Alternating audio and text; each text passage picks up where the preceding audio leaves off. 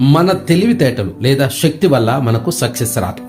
మనం దేవునిపై ఆధారపడి ఆయన చిత్తాన్ని వెతికినప్పుడు మాత్రమే నిజమైన ఆత్మీయ మరియు భౌతిక అభివృద్ధి సాధ్యమవుతుంది.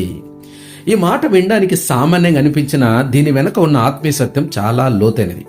మనం ఒక కార్యాన్ని సాధించినప్పుడు మన మేధస్సును, మన కష్టాన్ని మెచ్చుకుంటాం. కానీ అసలు ఆ మేధస్సును, ఆరోగ్యాన్ని, ఆ సమయాన్ని మనకి ఇచ్చింది ఎవరు అని ఆలోచిస్తే దేవుడే కనిపిస్తాడు.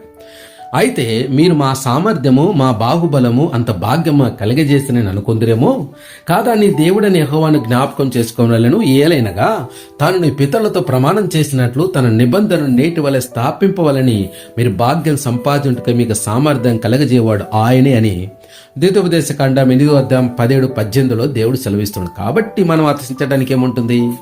ఒక విద్యార్థి బాగా చదివి ర్యాంక్ సాధిస్తే ఆ చదివే శక్తిని, ఏకాగ్రతను ఇచ్చింది దేవుడే. ఆ విషయాన్ని గుర్తు